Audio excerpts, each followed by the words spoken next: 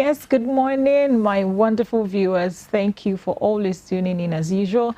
This is your Morning Dew and newspaper review. I am your wonderful host, Mother Dominic, and with me are my amazing co-hosts. Yes, I am super excited to have Engineer Ola in the house. Yay! Engineer Ola, welcome back. Thank you very much. We missed you on set.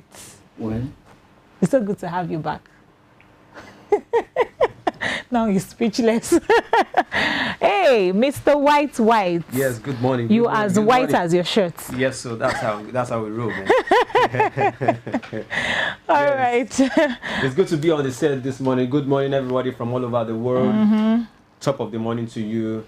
I believe you woke up on the right side. Good morning. Good morning. Okay, before we go further into today's segment, we'll go on a quick break, and when we come back, we'll take our quote for the day, and then we'll look at what we have in the newspaper review. So stay tuned. We'll be right back.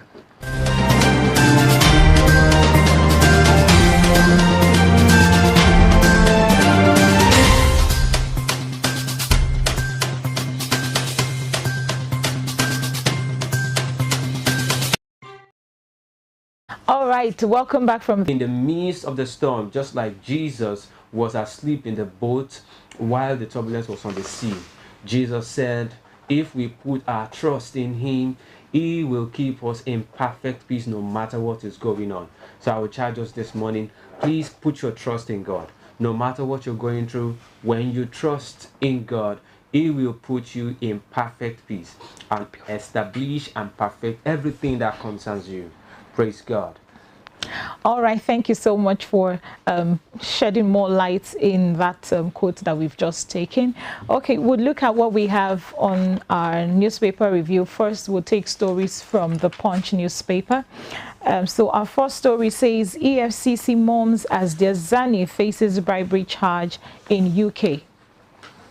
British police said on Tuesday they had charged former Nigerian Minister of Petroleum Resources, Diazani Alison Madueke, with bribery offenses, saying they suspected she had accepted bribes in return for awarding multiple million bonds, oil, and gas contracts.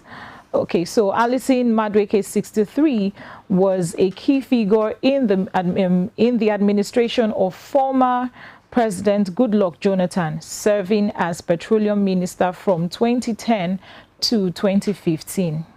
She also served as president of Organization of Petroleum Exporting Country. We suspect Diazani also Diazani Alison Madueke abused her power in Nigeria and accepted financial rewards for awarding multiple million pounds contracts. These charges are a milestone in what has been a thorough complex international investigation, said Andy Kelly, head of National Crime Agency's International Corruption Unit. Okay, so this is the first story that we have from the Punch newspaper. So I'll start with you, Engineer Ola. What's your view on this? Well, it is very, very unfortunate that something like this is happening to our dear country, Nigeria.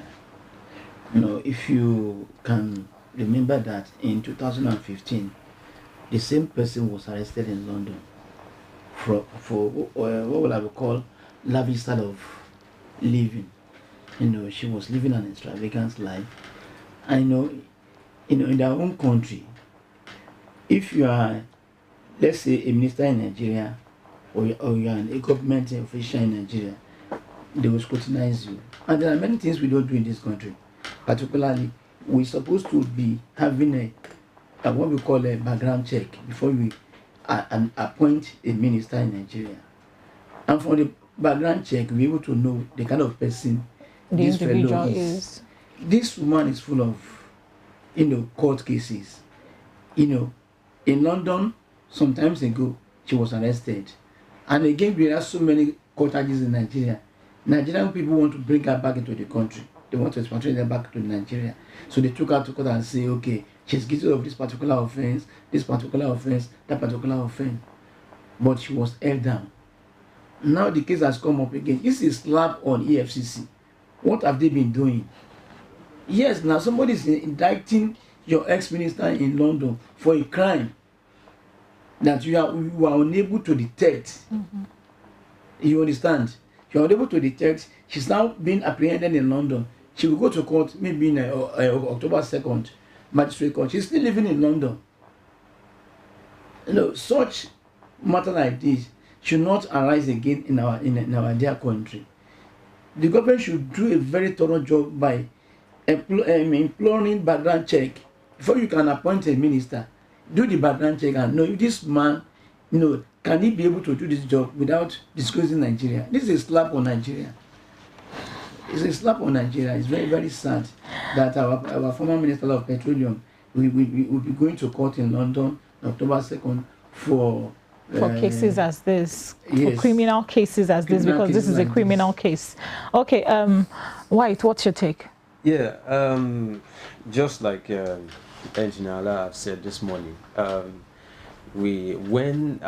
just want to ask, when will Nigeria be free from corruption? When we will be free from, because if just like he said, just like Engineer Allah said, these are ministers. Do we even know who they are? Do we even do a background check? Are we not just putting the ministers there for sentiment's sake? Are we not just putting them there because man no man? Because it's a case of man no man, that, you know, things are just bringing anything. Just bringing anybody. You don't want to know whether this. See, we need to, even, I'm talking about these background checks. You need to check some people, okay, before you even put them in positions of authority, of administration. Because, for instance, now he was a former minister for petroleum, and the normal thinking of every average Nigerian when it comes to oil is that oil money, not that they want to go there to serve. Just oil money is like what they're after. Yeah. It's like, you know, they are just going there for the money, not for the service, not to better the lives of people. They're not having the concerns of people in their hearts. That's why they could siphon money that belongs to the public, and they're not moved about it.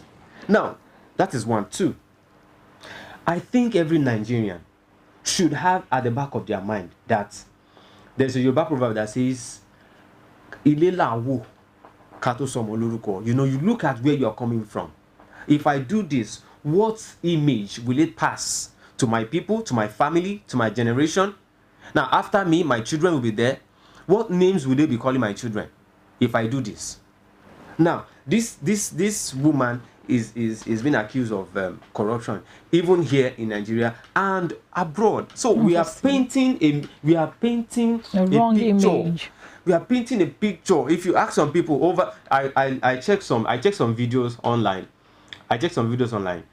Some, you know, some of these are social media, social influencers. They will just ask people randomly on the streets in UK, in America. They say, okay, if you talk of a Nigerian, they say, what comes to your mind? They say, there's corruption. That's the first thing that comes to their mind when they hear Nigeria. Well, where are you from? I'm from Nigeria. Oh, corruption. We need to look at this. If EFCC is not, now EFCC is keeping quiet, why UK is charging this woman for bribery? I mean, that means even our organization, the institution that has been set to curb corruption, is not seeing corruption. So what else?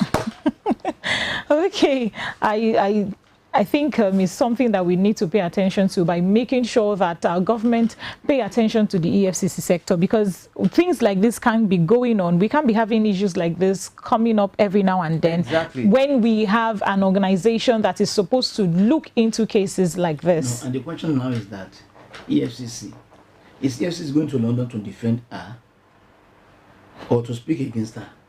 This is what we don't know what to say now. Because, you know, we cannot surely say EFCC is not corrupt.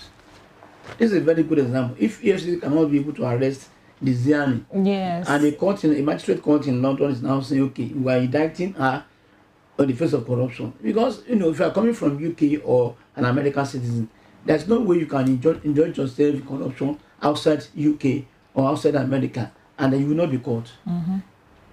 Okay, you know, because there's a system. There's a system that they'll be able to monitor you. And the system is working. Nigerians don't monitor the government officials, especially the ministers.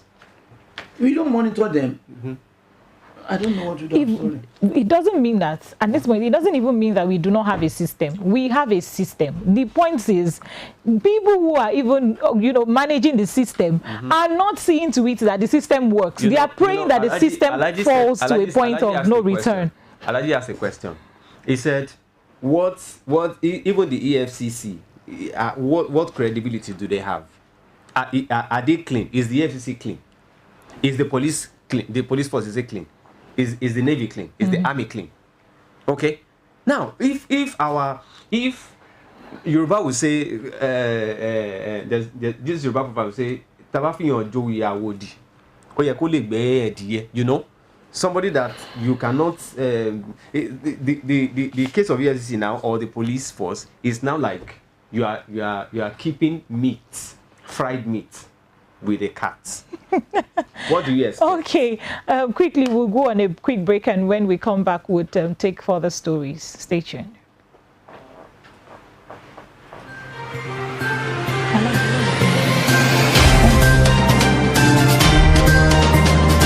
Complex, thank you very much. I appreciate my goodness.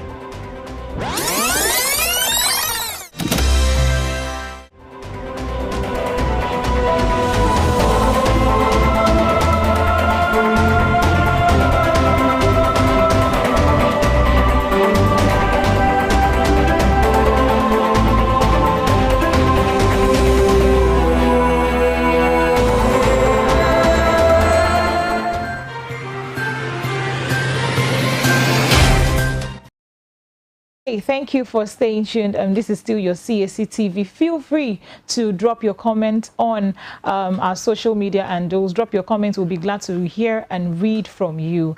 Okay, so let's look at the second story that we have on the Punch newspaper, and this says FG states LGs share 9,666 billion naira. July revenue, and this says the Federation Account Allocation Committee says it shared 966.11 billion naira amongst the three tiers of government for July 2023. The figure represents a marginal increase of 59.6 billion naira compared to the 907.5 billion naira shared for June 2023. And it is the highest this year, they say. FAAC disclosed this in a communique issued at the end of its latest meeting in Abuja on Tuesday.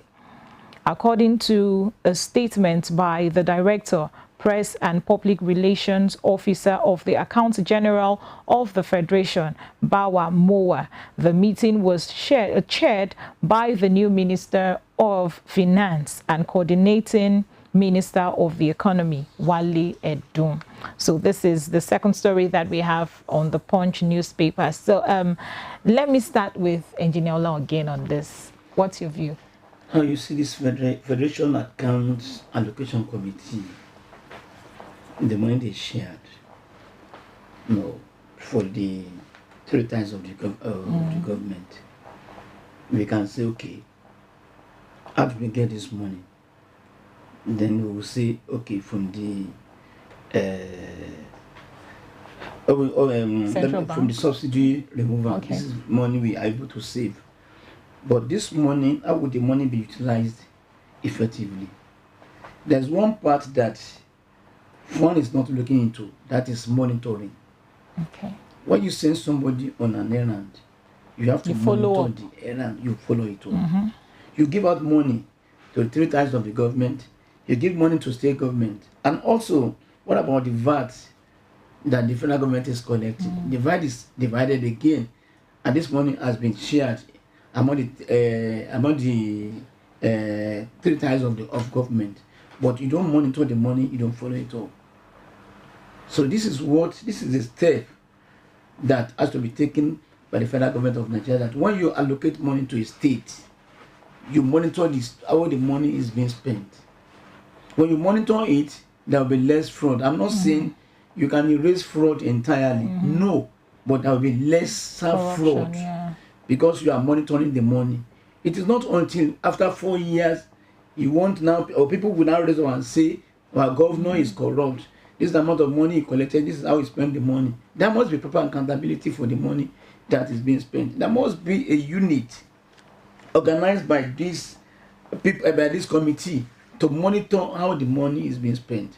With this, we'll be able to curb at least corruption to the minimal level. Yes, I think it's basically not just about not just the money part of it, but to every aspect. You give someone a job to do for you, is expected that you follow up, and that's why we have issues arising every now and then. Then we have cases of, look at like the doctor who passed on for you know, because they were not able to manage the things around them. Not like they have people who are supposed to be monitoring these systems, but they do not follow up on them to make sure that they are doing their jobs. So I think adequate follow up on things like this will help us manage, or help us get to a point where we can, you know, get people who are making sure that our state or our country do not have good reputation. Because right now we're sorting after having good reputation. You can't go outside the country without people saying, oh, you want to do something, and they say, oh, Nigerian. The first thing that comes to their mind is, hope this person is not here to dupe me or something. So what's your take? Let me divert a bit and talk about some parts of this whole issue. Now, this money, when we hear money, revenue that's been shared, the long and short of it is we're just hearing or reading about it. We don't know what exactly the money is being used for. The purpose of the money is just in the paper. It's just written down. We don't know what the money is being used for. We can't see what the money is being used for.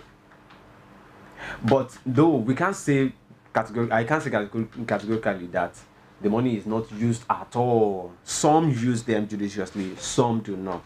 But there is nothing hidden as check and balance for how this money is being spent. Now, yesterday we were talking about tax. That tax is going to be imposed on people. Some people are paying tax. We know the tax is not really, we are still juggling around. Some people paying, some people not paying. Most of us are not paying tax. Nigeria is not really really keen about tax. But now that you want to introduce tax, if you want to introduce tax to people, you want people to pay tax, you must be able to give people a blueprint that when you pay your tax, I mean your hard-earned money, when you put it down, this is what we're going to do. This is the plan we have for you. Do you understand what I'm saying? So it's not about the revenue now. It's not about sharing money. Now, the money we are sharing, is it being used judiciously? Is it being used responsibly?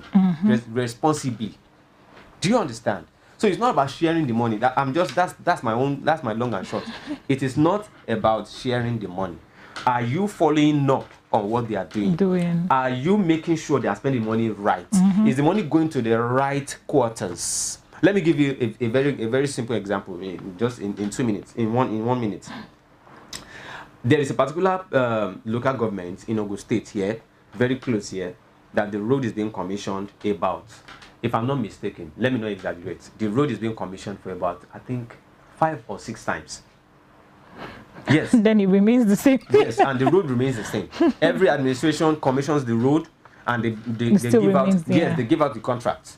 And the road still remains the same. What it is. Well, we thank God they are doing something right now. The work is being done.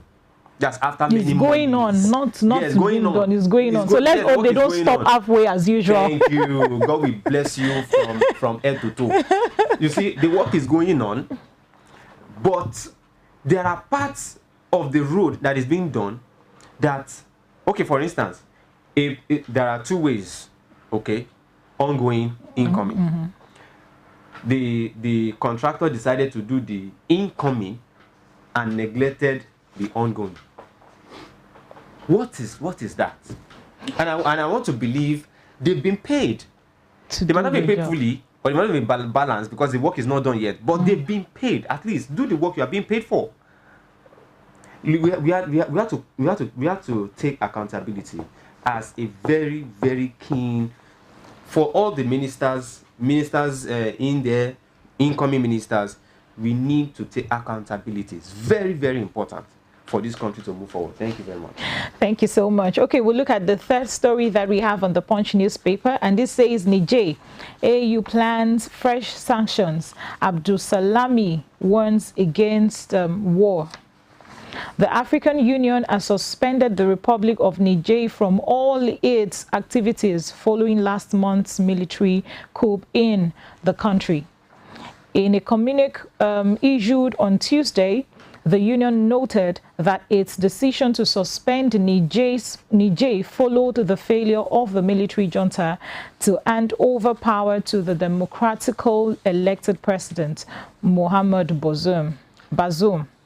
The AU decides, in line with the relevant AU instruments, in particular the AU Constitutive Act, the protocol relating to the establishment of the Peace and Security Council of the African Union and the African chapter, the Africa Charter on Democracy, Election and Governance, to immediately suspend the participation until the effective restoration of the institutional order in the country. So this is the story that we have. Engineer, behind the scene, I heard you talk about this Niger issue that's still been ongoing. So can we hear what you have to say? This Niger problem is growing up.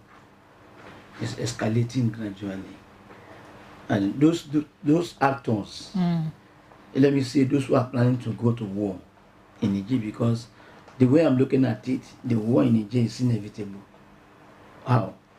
Now, our former president of Nigeria, a military leader, was saying that we should avert war. We don't want war in Niger. Of course, that is good. Nobody wants war, because war will not bear any good fruit. But the fact remains that those people that are planning to fight in Niger are getting ready. You know, if you go into the news, you realize that the Wagner brothers from Russia, they are in Mali. Doing what? They are preparing that if you want to attack Niger, we will have to defend Niger. Why do you want to defend Niger? When you have democracy in your own country. In Russia, there is democracy. And you don't want democracy in Africa. I see no reason why the Africans cannot come together, sit down together, because in those days, our forefathers, you know, when there's any dispute or any argument, they sit down together and they solve the matter without going to war, because war will not give us any good ending at all. Okay, in Niger, look at this juntas in Niger. The guy, let me call him the guy who masterminded the coup, was the guard, the presidential guard of Bazoum. He was there at least for the past 10 years, and he's been eating with the government, dining together, and they have been sharing the national cake of Niger before this time around. Because there's a sentiment, let me say, this between the two of them, he wants to take over the government, and he wants to investigate Bazoum, because he knows if you allow him to come back and rule again, I will die in jail. So the best thing for me is to kill this guy. I want to crucify the guy by saying so many bad things about the guy. If this guy is going down, you have to go down together with him. Now the Russian warriors, the Wagner warriors are now in Mali. And Mali has been saying that, okay, if you attack Niger, we will go there and defend Niger. So now what are we expecting? We don't want war. And you don't want war in the village. The ballet, that is the yes, now the chief, the head of the community in the village. Is engaged in the selling of Indian hymns, and the wife is selling hypothesis. Is selling baraga. And you don't want wahala. No, wahala is brewing in Niger. Wahala is brewing in. Now AU is now saying, okay, we want to suspend Niger from all AU activities. Why now? ECOWAS has been saying we will intervene militarily. AU is saying no, you don't intervene militarily. Now AU is now saying, oh, we are suspending Niger from African organization. We are suspending Niger. When you suspend Niger now, what happens next? Niger is saying that, the juntas are saying that we will not give you democracy until after 3 years. What will you be doing till 3 years? Nothing. You can't rule. Okay, look at Niger. Niger is started. Niger has lots of mineral resources. Yet people are dying, are swimming in poverty. Not organized. What is happening in Niger? Africans again have come with their corruption. If I'm not eating with you, I'm your enemy. If you're not giving me anything to share from national cake, I'll fight you. This is what is going on now. And this is just Africans the fighting African Africans. Leaders will have to come down together, sit together, and solve this problem. Because the moment you allow military intervention from abroad, there can be no peace. Look at Sudan.